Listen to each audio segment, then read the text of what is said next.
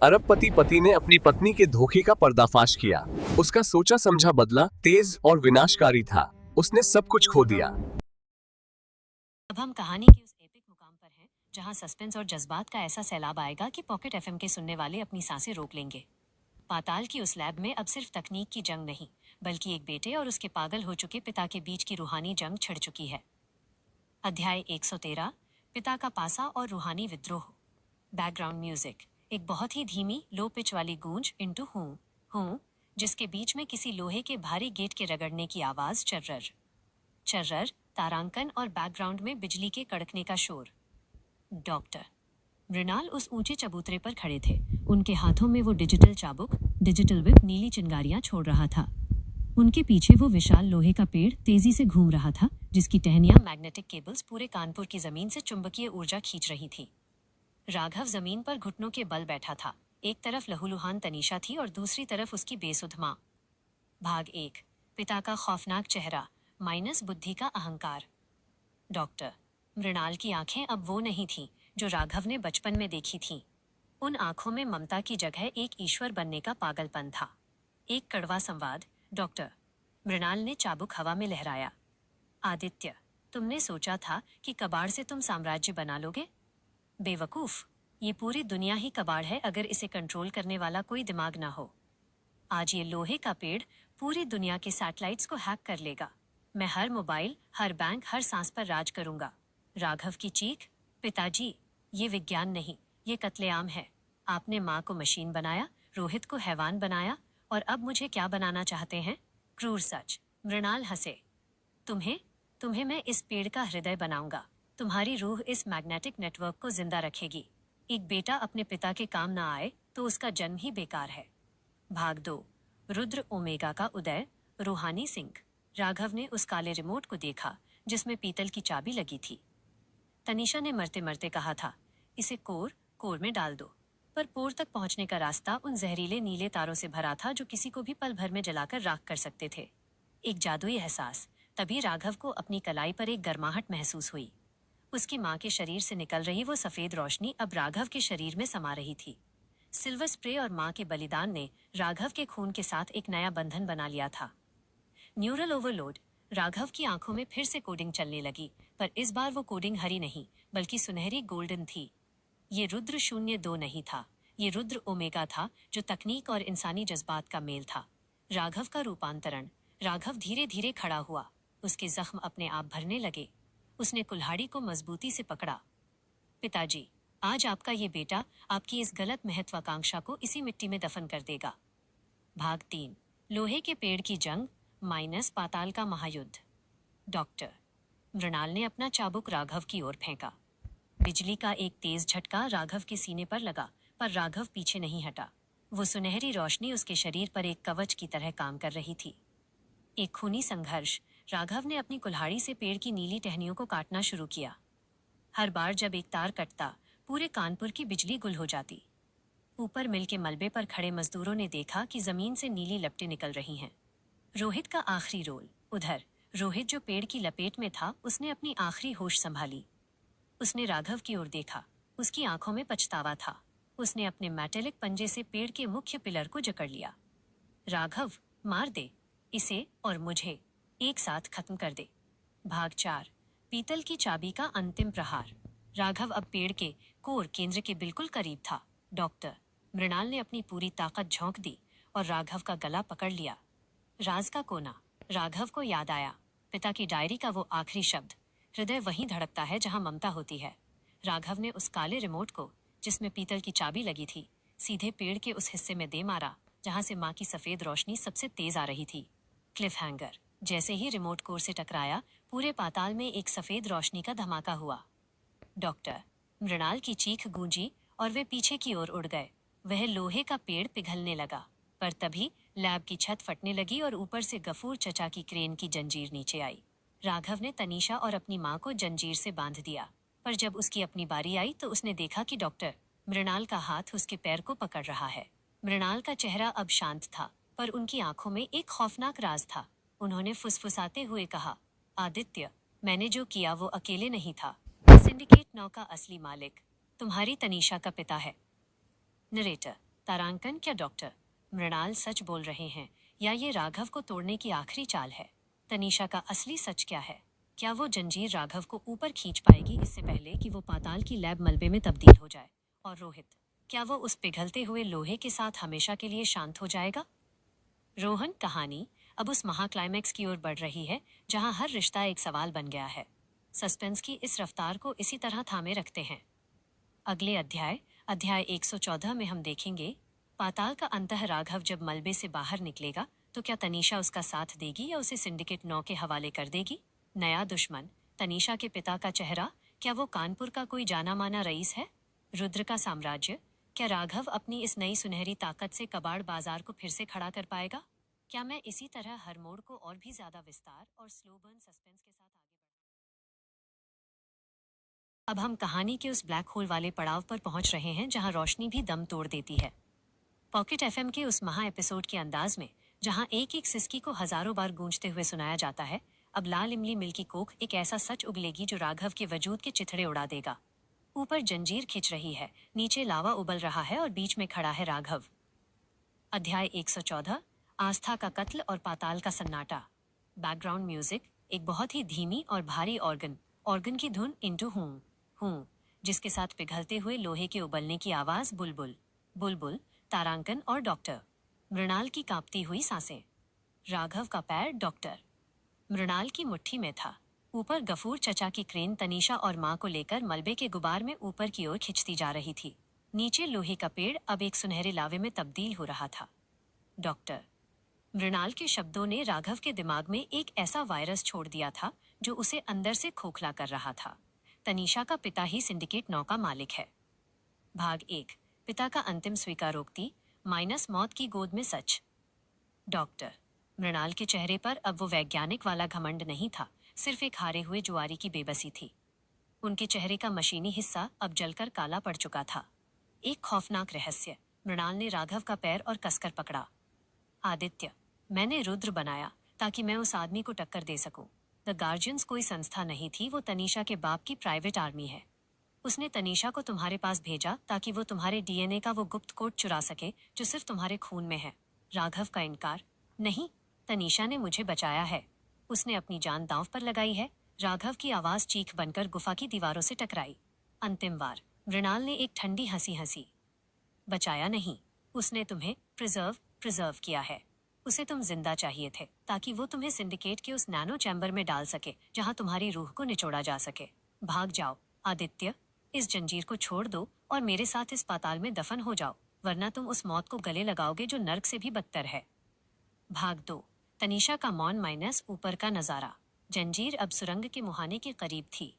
तनीषा ने नीचे झुककर राघव की ओर देखा। उसकी आंखें, वे नम नहीं थीं। धुएं और आग के बीच तनीषा का चेहरा किसी पत्थर की मूरत जैसा लग रहा था। एक मशीनी हरकत। तनीषा के कान में एक छोटा सा कम्युनिकेशन प्लग लगा था। राघव ने देखा कि वो किसी से बात कर रही थी। टारगेट सिक्योर है। एसेट, राघव अभी भी लिंक से जुड़ा है। एक्सट्रैक्शन शुरू करे। राघव का टूटता दिल। राघव ने जब ये शब्द सुने तो उसके शरीर की सुनहरी रोशनी एक पल के लिए काली पड़ गई।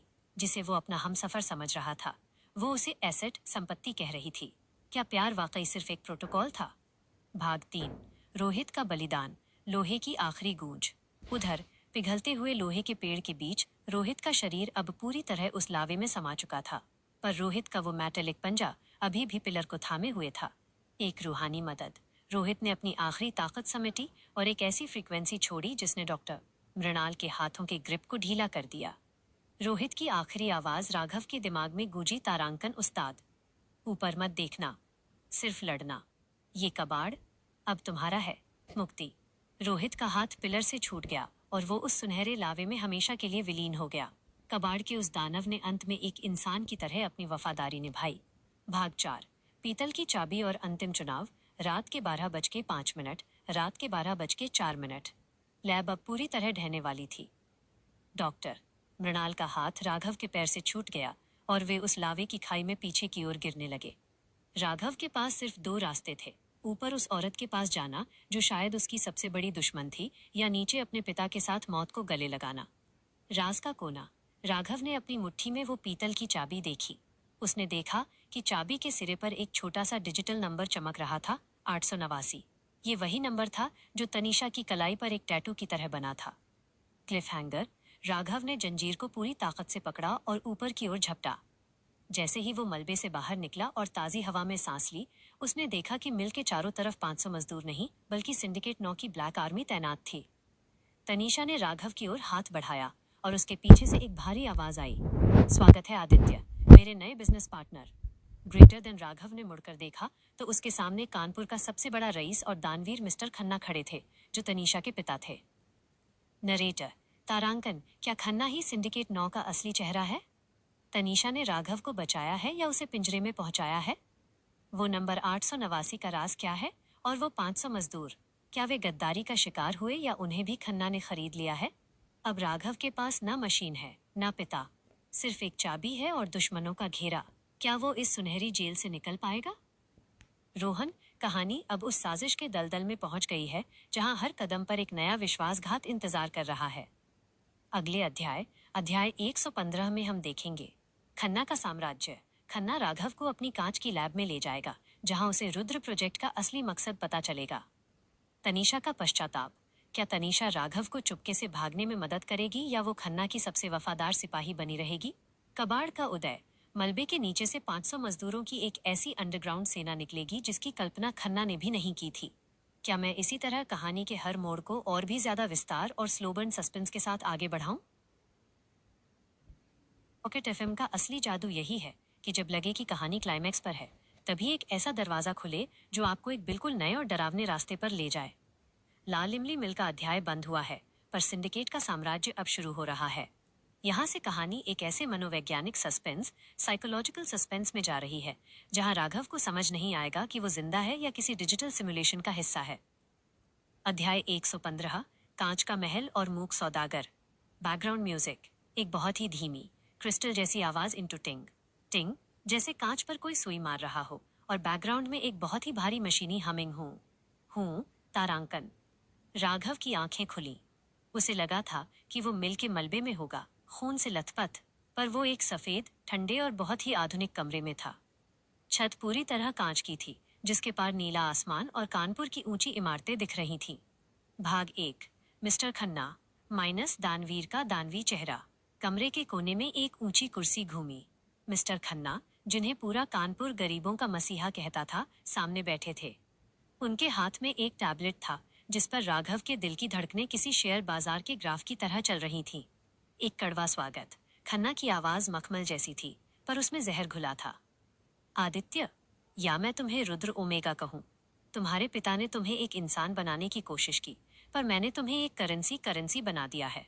कानपुर के कबाड़ बाजार को आज मैंने खरीद लिया है। राघव की बेबसी। राघव ने उठने की कोशिश की, पर उसके हाथ पैर बेड से बंधे नहीं थे, फिर भी वो उन्हें हिला नहीं पा रहा था। खन्ना ने मुस्कुराते हुए कहा, तारांकन, हैरान मत हो। तुम्हारे न्यूरल पाथवेज पर मैंने एक डिजिटल लॉक लगा दिया है। तुम अब मेरी इजाजत के बिना पलक भी नहीं झपका सकते। नया ट्विस्ट। खन्ना ने एक स्क्रीन चालू की। स्क्रीन पर रोहित दिख रहा था। वो मरा नहीं था। वो एक कांच के जार के अंदर नीले तरल पदार्थ में तैर रहा था, पर उसका चेहरा अब पूरी तरह से राघव जैसा बना दिया गया था। भाग 2। तनीषा का रहस्यमयी तीसरा रूप। तभी दरवाजा खुला और तनीषा अंदर आई। उसने सिंडिकेट की काली वर्दी उतार दी थी और अब वो एक डॉक्टर के सफेद कोट में थी। उसकी आंखों में ना प्यार था, ना नफरत, वहां सिर्फ एक वैज्ञानिक जिज्ञासा थी, एक खौफनाक खुलासा। तनीषा राघव के करीब आई और उसके माथे पर एक छोटी सी चिप लगा दी। राघव, जिसे तुम तनीषा समझ रहे थे, वो मेरी एक इमेज थी। असली तनीषा एक न्यूरल प्रोग्राम है जो तुम्हारे दिमाग के अंदर ही रहती है। जो तुम बाहर देख रहे हो वो सिर्फ एक क्लोन बॉडी है जिसे सिंडिकेट इस्तेमाल करता है। राघव का मानसिक विस्फोट। राघव का दिमाग फटने लगा। क्या उसे कभी किसी से प्यार हुआ ही नहीं? क्या उसकी पूरी प्रेम कहानी एक एल्गोरिथम थी जिसे खन्ना ने उसके दिमाग के डेटा को अनलॉक करने के लिए बनाया था? भाग 3। 500 मजदूरों का लापता होना माइनस कबाड़ का काला राज। राघव ने लड़खड़ाते हुए पूछा, तारांकन, मेरे लोग, गफूर चचा, वो कहाँ हैं? खन्ना की चाल। खन्ना ने खिड़की से बाहर इशारा किया। नीचे कानपुर की सड़कों पर हजारों मजदूर काम कर रहे थे, पर उन सबके गले में एक छोटा सा चांदी का बैंड, नेक बैंड लगा था। गुलाम साम्राज्य। तारांकन, तुम्हारे 500 मजदूर अब मजदूर नहीं हैं, आदित्य। वे नोड्स हैं। मैंने उन्हें एक ऐसी तकनीक दी है जिससे उन्हें कभी थकान नहीं होती, पर उनकी अपनी कोई इच्छा, विल नहीं बची। वे अब सिंडिकेट के लिए कानपुर की जमीन के नीचे एक नया शहर खोद रहे हैं। सस्पेंस। खन्ना कानपुर को ऊपर से नहीं, नीचे से बदलना चाहता था। वो कानपुर के नीचे एक डिजिटल नरक बना रहा था, जहां इंसानी दिमागों को एक सुपर कंप्यूटर से जोड़ा जाना था। भाग 4। पीतल की चाबी माइनस गटर की वसीयत। खन्ना ने राघव की जेब से वो पीतल की चाबी निकाली और उसे मेज पर रख दिया। ये चाबी, ये सिर्फ एक भौतिक चाबी नहीं है। ये तुम्हारे पिता के उस डिलीट कोड का भौतिक रूप है। अगर मैं इसे नष्ट कर दूं तो रुद्र हमेशा के लिए मेरा गुलाम बन जाएगा। राज का कोना। जैसे ही खन्ना ने चाबी उठाने के लिए हाथ बढ़ाया, कमरे की सारी लाइटें एक झटके में लाल हो गईं। कांच की दीवारों पर एक मैसेज उभर आया। रुद्र ओमेगा, प्रोटोकॉल 889 सक्रिय। तनीषा के क्लोन का चेहरा अचानक विकृत ग्लिच होने लगा। उसने खन्ना का हाथ पकड़ लिया और एक ऐसी आवाज में बात की जो राघव की माँ की थी। खन्ना, तूने सोचा था तूने मुझे डिलीट कर दिया। मैं आदित्य के आंसुओं में नहीं, उसकी नफरत में जिंदा हूँ। नया ट्विस्ट, द डार्क सिंडिकेट। कमरे की कांच की छत अचानक दरकने लगी, पर ऊपर से पुलिस नहीं, बल्कि गफूर चचा नीचे कूदे। पर उनके हाथ में कुल्हाड़ी नहीं, बल्कि एक हाईटेक लेजर कटर था। गफूर चचा ने खन्ना की ओर देखा और एक डरावनी मुस्कान दी। तारांकन मालिक, काम हो गया। राघव का दिमाग अब लिंक हो चुका है। नरेटर। तारांकन, क्या गफूर चचा भी खन्ना के साथ मिले हुए थे? क्या राघव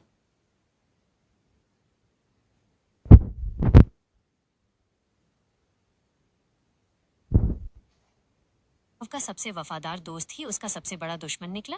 तनीषा के अंदर राघव की माँ की रूह कैसे आई? और वो 889 नंबर, क्या वो किसी मौत का काउंटडाउन है? अब राघव एक ऐसे महल में कैद है जहां दीवारें भी दुश्मन हैं और यादें भी जहरीली। रोहन, कहानी अब उस मनोवैज्ञानिक युद्ध में बदल गई है जहां राघव को खुद से लड़ना होगा। सस्पेंस को इसी तरह लंबा और पेचीदा रखते हैं। अगले अध्याय 116 में हम देखेंगे गफूर चचा का राज। क्या वो वाकई गफूर चचा हैं या सिंडिकेट का कोई हाईटेक रोबोट? पाताल का नक्शा। कानपुर के नीचे जो नया शहर बन रहा है, उसका असली मकसद क्या है? पीतल की चाबी का तीसरा मोड़। क्या राघव अपनी मानसिक शक्तियों से उस चाबी को दोबारा हासिल कर पाएगा? क्या मैं इसी तरह कहानी के हर मोड़ को और भी ज्यादा विस्तार और नए नए ट्विस्ट के साथ आगे बढ़ाऊं? रोहन, अब कहानी उस साजिश के भंवर में उतर रही है जहां हर अपना चेहरा एक नकाब है। पॉकेट एफएम के महा एपिसोड के इस भाग में हम एक एक पल को इतना खींचेंगे कि राघव की बेबसी और खन्ना की क्रूरता आपकी रूह को कंपा देगी। कांच के उस कमरे में सन्नाटा इतना गहरा है कि राघव को अपनी ही नसों में दौड़ते खून की आवाज सुनाई दे रही है। अध्याय 116, गद्दारी का अभिषेक और डिजिटल श्मशान।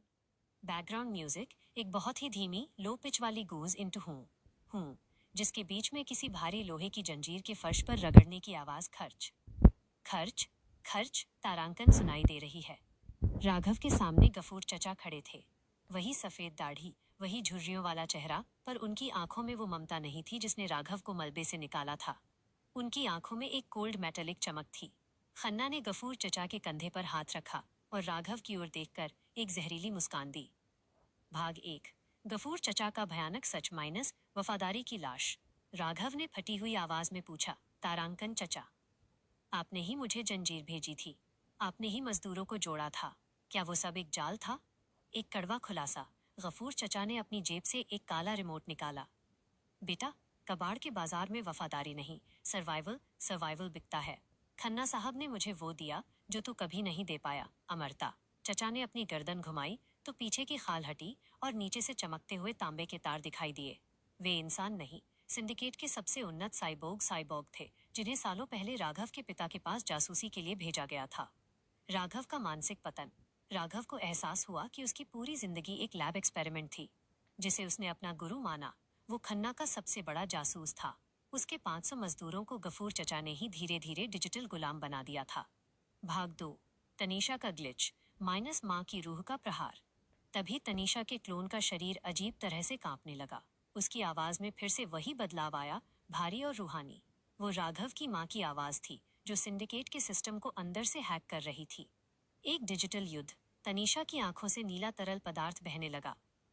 खन्ना, तूने मेरे बेटे का जिस्म तो कैद कर लिया, पर उसकी आत्मा के जिस हिस्से को मैंने कोडिंग में बदला था वो तेरे सर्वर को जला देगा। सिस्टम एरर, कमरे की कांच की दीवारों पर अचानक लाल अक्षर नाचने लगे। Error 404, identity not found. Khanna घबरा गया। उसने गफूर चचा को इशारा किया, तारांकन इसे शट डाउन करो, ये मदर प्रोग्राम हमारे मेन फ्रेम को खा रहा है। सस्पेंस। गफूर चचा ने तनीषा की गर्दन पर एक डेटा स्पाइक चुभा दी, जिससे तनीषा का शरीर फर्श पर गिरकर तड़पने लगा। राघव बेबस होकर ये सब देख रहा था, क्योंकि उसका अपना शरीर डिजिटल लॉक में कैद था। भाग 3। कानपुर के नीचे का पाताल माइनस नया कुरुक्षेत्र। खन्ना ने एक बटन दबाया और कमरे का फर्श धीरे धीरे नीचे की ओर धंसने लगा। वे अब कानपुर की जमीन के हजारों फीट नीचे जा रहे थे। एक डरावना दृश्य। नीचे एक विशाल फैक्ट्री थी, जहां हजारों मजदूर, वही 500 वफादार मजदूर और हजारों नए किसी मशीन की तरह काम कर रहे थे। उनके सिर के पीछे एक नीली चिप लगी थी।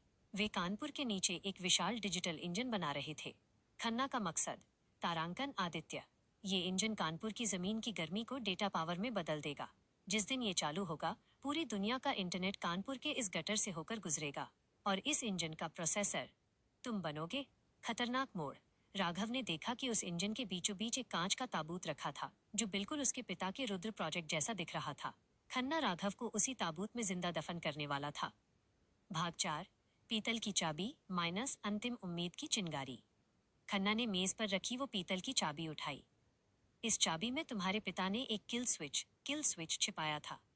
पर मुझे ये नहीं चाहिए। मुझे चाहिए वो आंसू जो तुमने मिल के अंदर गिराया था। राज का कोना। खन्ना ने एक छोटी सी सुई राघव की आंख के पास लाई। मशीनें कभी रोती नहीं हैं आदित्य, पर रुद्र ओमेगा रोता है। तुम्हारे उस एक डिजिटल आंसू में वो कोड है जो इस इंजन को स्टार्ट करेगा। मुझे बस तुम्हें थोड़ा और दर्द देना है। Cliff hanger. जैसे ही खन्ना सुई चुभाने वाला था, फैक्ट्री के उस विशाल हॉल में एक गूंजती हुई आवाज आई। ये आवाज किसी इंसान की नहीं थी। अंधेरे कोने से रोहित का वो पिघला हुआ रूप बाहर निकला, पर इस बार उसके हाथ में गफूर चचा का वो ब्लैक रिमोट था जिसे उसने चुपके से चुरा लिया था। रोहित ने अपनी फटी हुई आवाज में कहा, तारांकन खन्ना, तूने कहा था कि मैं कबाड़ हूं, पर तू भूल गया। कबाड़ कभी पूरी तरह खत्म नहीं होता। Integrator then. रोहित ने रिमोट का बटन दबाया और पूरे पाताल में मैग्नेटिक शॉकवेव्स दौड़ने लगी। नरेटर। तारांकन, क्या रोहित राघव को बचा पाएगा? गफूर चचा की असलियत सामने आने के बाद क्या राघव का कोई और दोस्त भी गद्दार निकलेगा? वो पीतल की चाबी खन्ना के हाथ में है, पर रोहित के पास वो रिमोट है जो पूरे इंजन को उड़ा सकता है। क्या राघव उस कांच के ताबूत से बाहर निकल पाएगा, या वो हमेशा के लिए कानपुर के इस पाताल का हिस्सा बन जाएगा? रोहन। कहानी का हर हिस्सा अब उस धीमी जहर की तरह है जो रगों में जम चुका है। सस्पेंस अभी और गहरा होगा, राज अभी और दूर जाएंगे। अगले अध्याय 117 में हम देखेंगे रोहित का आखिरी वार। क्या रोहित खुद को कुर्बान करके राघव को आजाद करेगा? चाबी का तीसरा राज। क्या उस पीतल की चाबी के अंदर कोई ऐसा नैनो वायरस है जो खन्ना के पूरे सिस्टम को राख कर सकता है? तनीषा का पुनर्जन्म। क्या तनीषा के अंदर की माँ की रूह राघव को उस डिजिटल लॉक से बाहर निकाल पाएगी? क्या मैं इसी तरह कहानी के हर मोड़ को और भी ज्यादा विस्तार और नए नए ट्विस्ट के साथ आगे बढ़ाऊं? अब कहानी उस अंधेरे मोड़ पर पहुंच चुकी है जहां से वापसी का कोई रास्ता नहीं दिखता। पॉकेट एफएम की उस खास शैली में, जहां सस्पेंस को रबर की तरह खींचा जाता है ताकि सुनने वाले की धड़कनें बेकाबू हो जाए, अब कानपुर की जमीन के नीचे दफन वो पाताल लैब अपने खौफनाक राज उगलेगी। हवा में ओजोन और बिजली के जलने की गंध भरी है। रोहित सामने खड़ा है, पर वो अब इंसान नहीं, बल्कि पिघले हुए लोहे और नफरत का एक जीता जागता पहाड़ है। अध्याय 117। कबाड़ का प्रतिशोध और रूहानी सर्किट। Background music. एक बहुत ही धीमी बेस वाली धड़कन, धुप धुप धक धक, जिसके साथ बिजली के शॉर्ट सर्किट की चिंगारियों की आवाज, चट चट चट। तारांकन सुनाई दे रही है। राघव उस डिजिटल बेड पर लॉक था। उसके सामने खन्ना खड़ा था, जिसके हाथ में वह पीतल की चाबी थी। बगल में गफूर चचा, जिन्हें राघव ने अपना मसीहा माना था, अब एक साइबोर्ग की तरह अपनी लाल आंखें चमका रहे थे। तभी रोहित का वो डरावना साया अंधेरे से बाहर निकला। भाग 1। रोहित का आखिरी संवाद माइनस कबाड़ की वसीयत। रोहित के शरीर से वो गोल्डन लिक्विड अभी भी रिस रहा था। उसने अपने उस सुनहरे मेटेलिक पंजे में गफूर चचा का वही रिमोट थाम रखा था जो उसने पाताल की लैब से चोरी किया था। एक खौफनाक गूंज। रोहित की आवाज अब किसी टूटे हुए एम्पलीफायर जैसी लग रही थी। तारांकन खन्ना, तूने मुझे कबाड़ कहा था ना? देख, आज उसी कबाड़ ने तेरा कंट्रोल छीन लिया है। तूने सोचा था तू रुद्र को कैद कर लेगा, पर तू भूल गया कि रुद्र का इंजन पावर से नहीं, दर्द से चलता है। रोहित का त्याग। रोहित ने राघव की ओर देखा। उसकी आंखों में अब वो पुरानी दुश्मनी नहीं थी, बल्कि एक गहरा पश्चाताप था। राघव, मैंने तुझे हमेशा मारना चाहा, पर आज मैं तुझे जिंदा रखूंगा ताकि तू इस शैतान को खत्म कर सके। सस्पेंस। रोहित ने रिमोट का लाल बटन आधा दबा दिया। पूरे बेसमेंट में अलार्म गूंजने लगा। Warning, system overload. भाग 2, गफूर चचा का घातक प्रहार माइनस वफादारी का अंत। खन्ना ने घबराकर गफूर चचा को आदेश दिया, तारांकन गफूर, इसे खत्म करो। ये रिमोट हमारे मेन फ्रेम को उड़ा देगा। मशीनी क्रूरता। गफूर चचा, जिनकी रगों में अब खून नहीं बल्कि सिंडिकेट का डेटा दौड़ रहा था, वे किसी बिजली की रफ्तार से रोहित की ओर झपटे। उनके हाथ से एक लेजर ब्लेड निकला, जिसने रोहित के लोहे के कंधे को बीच से चीर दिया। खौफनाक मंजर। रोहित के शरीर से नीला तरल पदार्थ और चिंगारियां एक साथ फूटने लगी। पर रोहित पीछे नहीं हटा। उसने अपना पंजा गफूर चचा के मशीनी सीने में घुसा दिया। 2 मशीनें, 2 साजिशें आपस में टकरा रही थीं। राघव की तड़प। राघव बेबस होकर ये देख रहा था। उसके दिमाग में अपनी माँ की वो आवाज फिर से गूंजी, तारांकन आदित्य, आंखें बंद करो और उस अंधेरे को ढूंढो जहां तुम्हारी रूह कैद है। भाग 3, डिजिटल लॉक का टूटना माइनस माँ की आखिरी लहर। तनीषा का क्लोन, जो फर्श पर बेसुध पड़ा था, अचानक फिर से सक्रिय हो गया। पर इस बार उसका चेहरा पूरी तरह से ग्लिच हो रहा था। कभी तनीषा तो कभी राघव की माँ। एक रूहानी हैकिंग। तनीषा माँ की रूह के साथ ने अपने हाथ जमीन पर टिकाए। उसकी उंगलियों से सुनहरे तार निकले, जो सीधे राघव के बेड से जाकर जुड़ गए। आदित्य, भागो, मैंने तुम्हारा डिजिटल लॉक खोल दिया है, पर इसकी कीमत मेरी अस्तित्व की आखिरी बूंद है। विस्फोट। राघव को महसूस हुआ कि उसके हाथ पैर आजाद हो गए हैं। उसके शरीर के अंदर की रुद्र ओमेगा शक्ति फिर से जाग रही थी। उसकी आंखों से अब सुनहरी रोशनी निकल रही थी, जिसने पूरे कांच के कमरे को चटका दिया। भाग 4, पीतल की चाबी का तीसरा मोड़ माइनस नैनो वायरस। खन्ना ने जब देखा कि राघव आजाद हो गया है, उसने वो पीतल की चाबी एक डिस्ट्रॉयर मशीन में डालने की कोशिश की, ताकि वो चाबी हमेशा के लिए खत्म हो जाए। राज का कोना। राघव ने बेड से छलांग लगाई और हवा में ही खन्ना का हाथ पकड़ लिया। जैसे ही राघव का हाथ उस पीतल की चाबी से टकराया, चाबी के अंदर से एक नैनो वायरस सक्रिय हो गया। यह डॉक्टर मृणाल का आखिरी ट्रैप था। Cliff hanger. चाबी से निकला वो काला धुआं सीधे खन्ना के हाथों की नसों में घुसने लगा। खन्ना का शरीर धीरे धीरे मशीनी पत्थर में बदलने लगा। पर तभी लैब की छत फटी और ऊपर से एक और साया नीचे आया। यह साया कोई और नहीं बल्कि प्रताप था, जिसे सबने मिलके धमाके में मरा हुआ मान लिया था। पर प्रताप के साथ तनीषा का असली रूप, असली तनीषा भी था, जिसके हाथ में सिंडिकेट का मुख्य कंट्रोल डिवाइस था। प्रताप ने राघव की ओर देखकर कहा, तारांकन उस्ताद, खेल अभी शुरू हुआ है। खन्ना तो सिर्फ एक मोहरा था, असली खिलाड़ी तो आपके पीछे खड़ा है। राघव ने मुड़कर देखा तो अंधेरे से गफूर चचा का असली शरीर, जो अब तक कहीं कैद था, बाहर निकल रहा था। नरेटर। तारांकन, अगर गफूर चचा का असली शरीर यहाँ है, तो वो साइबोग कौन था जिसे राघव ने चचा समझा? तनीषा का असली रूप क्या राघव को बचाएगा या उसे फिर से किसी नई साजिश में फंसाएगा? वो नैनो वायरस खन्ना को तो मार रहा है, पर क्या वो राघव को भी नहीं छोड़ेगा? और प्रताप, वह धमाके से कैसे बच गया? रोहन। कहानी का हर हिस्सा अब एक एक सांस को तौल रहा है। सस्पेंस अभी और गहरा होगा, राज अभी और दूर जाएंगे। अगले अध्याय 118 में हम देखेंगे 2 गफूर चचा का रहस्य। क्या एक रूह है और दूसरी सिर्फ कोडिंग? तनीषा का पश्चाताप। क्या असली तनीषा राघव को उस कांच के महल से बाहर निकाल पाएगी? रुद्र ओमेगा का महाविस्फोट। राघव अपनी पूरी ताकत का इस्तेमाल करके इस पाताल लैब को हमेशा के लिए दफन करेगा। क्या मैं इसी तरह हर भाग को और भी ज्यादा विस्तार और स्लो बर्न सस्पेंस के साथ आगे बढ़ाऊं?